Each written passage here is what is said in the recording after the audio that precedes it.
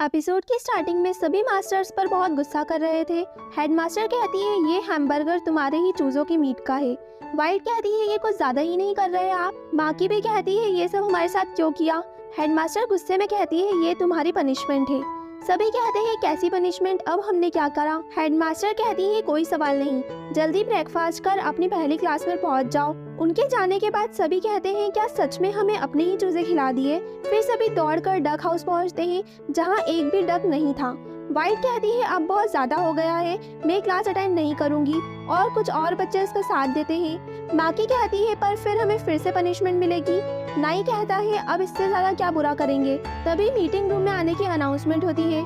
तिबेत माकी से कहता है हम किसी और को फोर्स नहीं कर सकते और वो और माकी चले जाते हैं। बी प्लैंक और वो जुड़वा में से एक मार्क भी उनके साथ चले जाता है। यहाँ नाई, वाइट और बाकी बच्चे बैठकर कह रहे थे कि काश हमारे पास हमारा मोबाइल होता, मैप देखकर यहाँ से भाग जाते। इतने में मास्टर प्रसाद आ जाते हैं और उन्हें क्लास में आने का कहते हैं, पर वो नहीं आएंगे कहकर भाग जाते हैं। उन्हें रास्ते में मास्टर फोबान रोक लेते हैं और एक बच्चे को एक छड़ी मारते हैं। मास्टर प्रसाद आकर कहते हैं क्लास में जाओ। अब सभी को क्लास में जाना ही पड़ता है।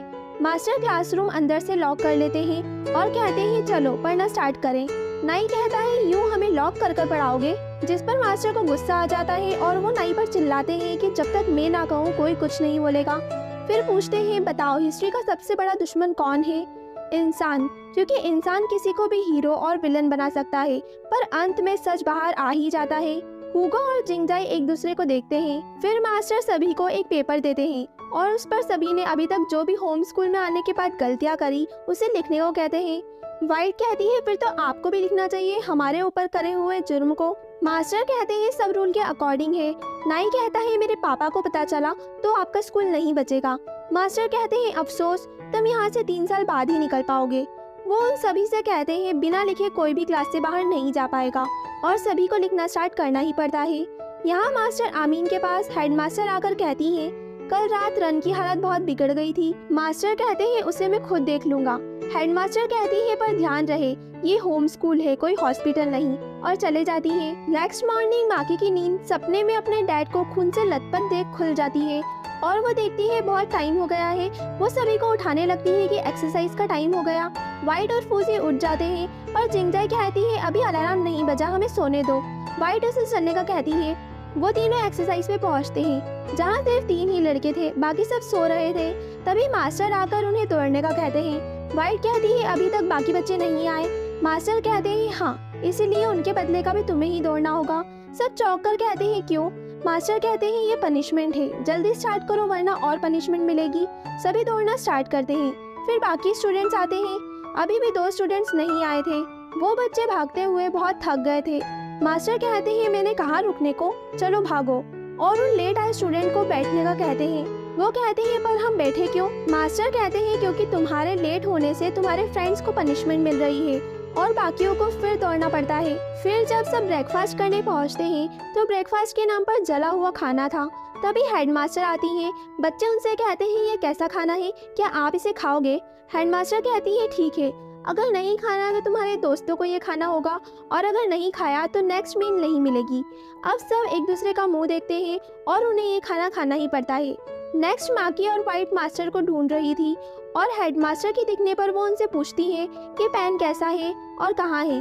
वो कहती है उसे ट्रीटमेंट दिया जा रहा है। वो पूछती है कैसा ट्रीटमेंट। हेडमास्टर कहती है मेंटल ट्रीटमेंट। माकी उससे मिलने का पूछती है और हेडमास्टर भी हाँ कह देती है, पर क्लासेस के बाद। और अब उनकी मैथ्स क्लासेस स्टार्ट होती हैं जहां मास्टर उन्हें बहुत से डिफिकल्ट क्वेश्चन सिर्फ 5 मिनट में सॉल्व करने का कहती है वरना उन्हें पनिशमेंट मिलेगी।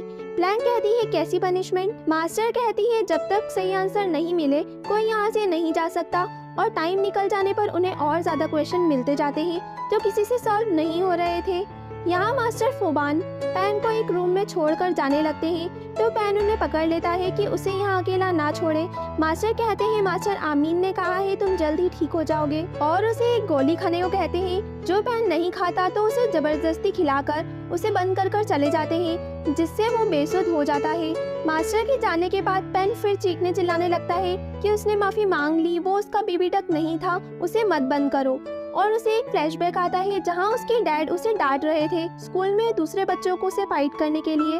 वो बहुत डरा सहमा बैठा था उसके डैड उसकी मॉम के मना करने के बावजूद उसे लॉक कर देते हैं और पैन उसे मत बंद करो चिल्लाता रह जाता है। तभी माकी और व्हाइट वहाँ आ जाते हैं और उसे शांत करते हैं। वो उसे उसका फेवरेट स्नैक भी देते हैं। पैन कहता है वो उसका डक नहीं था, उसके डक के लेफ्ट लेग में एक स्पॉट था।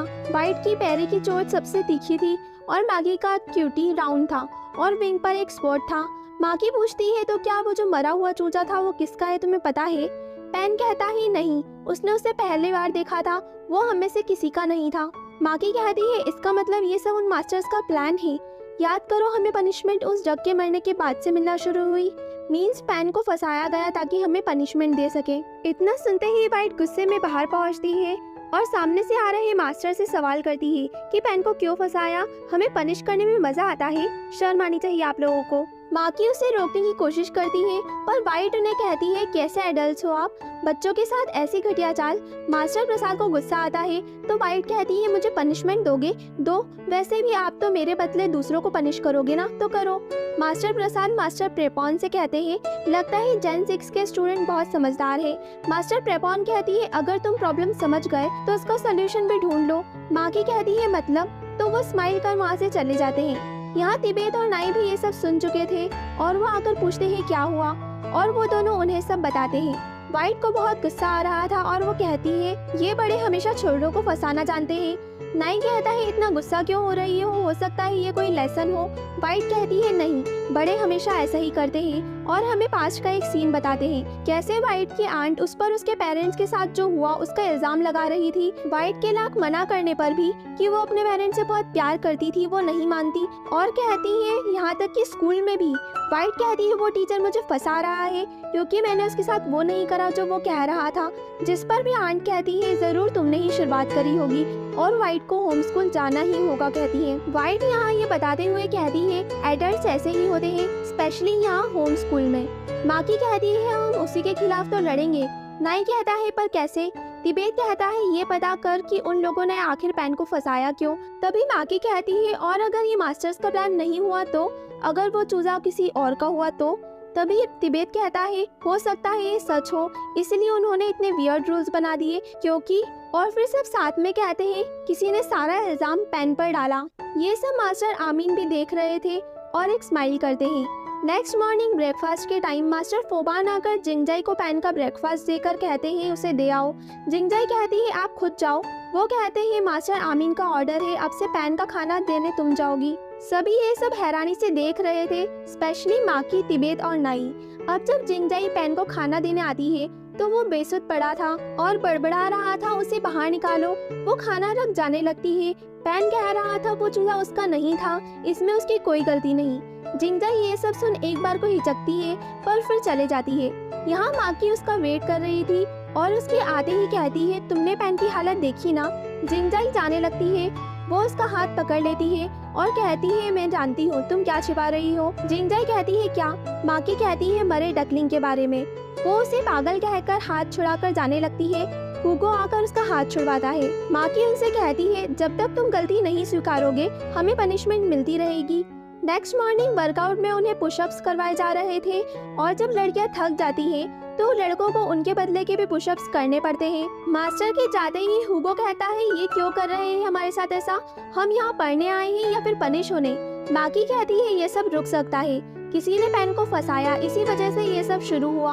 हुगो कहता है ये क्या बकवास है। व्हाइट कहती है ये तो तुम और जिंगजाई ज्यादा अच्छे से जानते हो। वो कहता है क्या मैं और जिंगजाई? नाई कहता है तुमने पैन को फंसाया। ये सुन फूजी उठकर हुगो को धक्का देती है और कहती है अपनी गलती कन्फेस करो और उनकी लड़ाई हो जाती है। बाकी उन्हें रोकते हैं और माकी कहती है ये सब सिर्फ तुम्हारे सच बोलने से रुक सकता है। अब नेक्स्ट सीन में सभी डाइनिंग टेबल पर इकट्ठा थे।